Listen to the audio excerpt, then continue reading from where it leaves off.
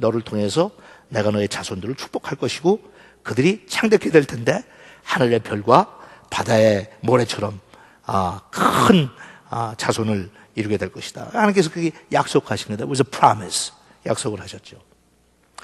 아브라함 그 약속을 마음속으로 받아들인 거예요. 약속을 믿은 거예요. 그리고 약속을 믿고 고향을 떠나서 이제 하나님께서 지시할 곳으로 가게 된 거예요. 지금 그 사도 바울이 그 당시에 그 사건을 갈라디아 교인들에게 상기시켜 주면서 설명하는 거예요. 그것이 바로 그때 있었던 일이다. That's what happened. 여러분들이 알다시피 아브라함이 75세 때 그 하나님의 약속의 말씀을 받았지만 그 후에 24년의 세월이 흐르고 99세가 됐을 때 그 자기의 아들 이삭을 받게 되잖아요. 그러니까 지금 하나님께서 그렇게 약속하시고 24년의 세월이 흘렀고 또 24년의 세월이 요구됐지만 하나님께서는 아브라함에게 그 약속을 지키셨다 하는 걸 강조하는 거예요. 그런데 그 하나님께서 아브라함한테 주셨던 그 약속이 두 가지 차원에서 주신 약속이었는데 하나는 아브라함 자신에게 주신 거였다. 어떤 면에서. 그래서 너의 자손이 창대케 돼서 나중에 그렇게 되잖아요. 이스라엘이라고 하는 하나의 국가가 형성되니까 그렇게 하나님께서 축복하셨는데 지금 사도 바울이 지금 변론하는 것은 그런데 거기에 그 당시에 아브라함마저도 제대로 깨닫지 못하고 있었던 그 밑에 깔린 하나님의 의도가 있었다. 그래서 하나님께서 그때 약속하셨던 말씀을 되돌아가서 살펴보니까 자손, 너의 후손들이라고 하는 복수를 쓰지 않고 너의 후손을 통해서 이렇게 축복하겠다고 약속하셨다. 그러면 복수를 쓰지 않고 단수를 쓰셨을 때 하나님의 의도가 무엇이었냐? 그것은 일반적으로 아브라함이 이삭을 낳고 그 다음에 이삭이 또 그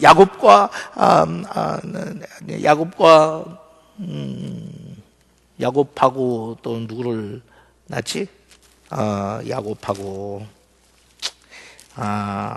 에서를 낳고 이래가지고 야곱을 통해서 계속 이제 후손을 낳잖아요. 그래서 그 복수로 그 번져나가는, 다시 말해서 하늘의 별과 같이 땅에 바다의 모래처럼 많아지는 그것도 하나님께서 약속하신 거지만 그 밑에 암시적으로 깔려 있었던 게 있는데 그게 뭔가 하면 단수를 사용하셔서 우리의 구세주가 되실 하나님의 아들 예수 그리스도를 상징적으로 그때 이야기한 것이다. 그러니까 그냥 하나의 아브라함의 자손이었던 이스라엘이 탄생할 것을 예측하고 하나님께 주신 말씀일 뿐만 아니라 실질적으로 그 내용을 들어가서 보니까 하나님께서 의도하셨던 것은 하나님의 아들 예수 그리스도를 우리의 구세주로 주시는 그 약속을 말씀하셨던 것이다, 동시에. 그래서 하나님께서는 그리스도라고 하는 구세주를 통해서 아브라함의 자손으로 태어나서 그 약속을 통해 믿음으로 하나님 앞에 의롭다 함을 받는 그런 믿음의 자손들이 앞으로 나타날 것을 미리 지적하시고 말씀하신 것이다. 그런데 봐라. 그리고 나서 보니까 이제 설명하는 거예요.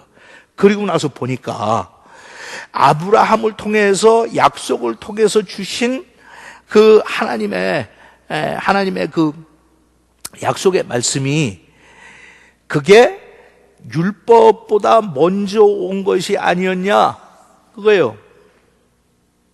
율법보다 먼저 온 게 아니었냐? 일반적으로 우리가 생각할 때는 하나님께서 율법을 먼저 주시고 율법을 주신 다음에 그 율법을 통해서 의롭다 함을 받을 수 있는 길이 없으니까 그때 약속을 주셔서 믿음으로 의롭다 함을 받을 수 있게 한 것이라고 생각하는 것이 일반 그냥 사람들이 상식적으로 생각하는 논리인데, 그렇잖아요? 율법을 주셨는데 율법을 지키지 못하니까 하나님께서 예수 그리스도를 약속하신 거 아니냐? 그래서 행위로는 구원받을 수 없으니까 믿음으로 구원받을 수 있는 그런 축복과 그런 은혜의 통로를 하나님께서 우리한테 열어주신 게 아니냐, 이렇게 생각하기가 쉬운데 사도 바울은 그게 아니라는 거죠. 그렇죠? 그게 아니라 하나님께서는 아브라함을 통해서 약속을 먼저 주셨고, 오늘 본문 말씀에 나오는 거 보니까 430년이 지난 다음에 하나님께서는 아브라함 후에 430년이 지난 다음에 모세를 통해서 시내산에서 율법을 주셨는데, 그렇다면 약속을 주시고 율법을 주신 거니까 처음부터 하나님께서는 의도적으로 율법을 통해서 의롭다함을 받을 수 있는 길은 없다고 하시는 것을 분명하게 선포하시고 알려주신 게 아니었냐 하는 것을 이야기하는 거예요. 맞는 소리죠. 맞는 소리죠. 그러니까 우리가 들은 복음도 일반적으로 사람들이 자기의 양심껏 선하게 살고 그래서 행위로 의롭다함을 받아야 되는데, 행위로 의롭다함을 받지 못하니까 하나님께서 율법을 주시고 이제는 율법을 통해서 이걸 잘 지켜서 하나님 앞에 의롭다함을 받으라고 하고, 그래서 그게 안 되니까 거기에 대한 대책으로 옵션으로 두 번째 플랜으로 하나님께서 우리한테 믿음을 통해서 예수 그리스도를 통해서 구원받을 수 있는 길을 열어주셨다고 생각하는 것이, 그것이 자연스러운 사람들의 생각인데, 보통 사람들 그렇게 생각하기가 쉽거든요. 근데 그게 아니라 하나님께서는 의도적으로 처음부터 율법을 통해서 행위로 의롭다함을 받을 수 있는 길은 없었고, 처음부터 하나님께서 약속을 주셨는데, 그러면서 돌아가는 걸 보면, 창세기에 돌아가서 보면 창세기부터 하나님께서 우리한테 구세주를 주실 것을 이미 예언하셨죠. 약속하시고. 예. 아담과 이브가 타락해서 에덴 동산에서 쫓겨날 때, 그때 하나님께서 이미 사탄을 책망하시고 징계하시면서 하나님의 아들을 보내주실 것을 예언하셨잖아요. 그 뱀을 저주하시면서 하나님께서 이렇게 말씀하셔서, 그래서 여호와 하나님이 뱀에게 말씀하셨다.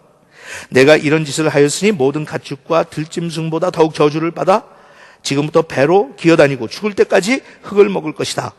내가 너를 여자와 원수가 되게 하고 너의 후손도 여자의 후손과 원수가 되게 하겠다.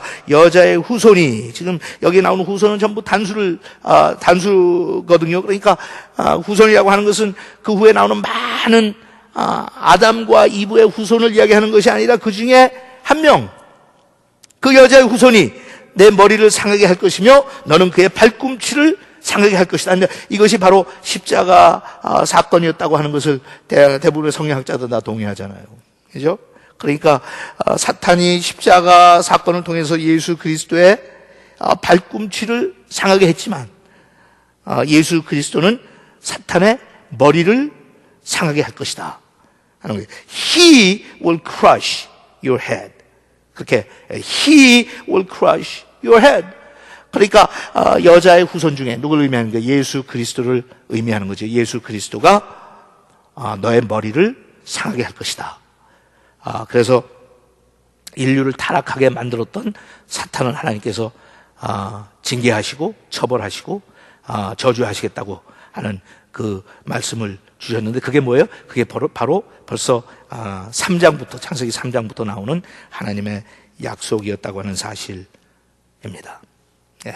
그래서 오늘 그 사실을 다시 한번 확실하게 성경을 근거로 설명을 하면서, 그렇기 때문에 율법과 약속 두 가운데 우리는 약속을 믿고 믿음으로 하나님께서 주시는 우리 예수 그리스도를 통해서 은혜로 구원받고 의롭다함을 받을 수 있다 하는 거예요.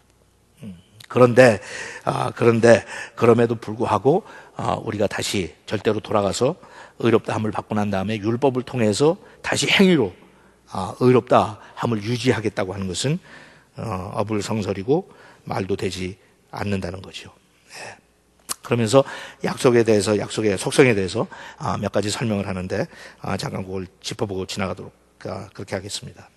약속이 율법을 지키는 것보다 하나님께서 우리한테 주신 약속이 왜 더 우월하고 it's far more superior 되는 거예요. 더 우월하고 또 더 분명하고, 예, 우리가 확신할 수 있느냐.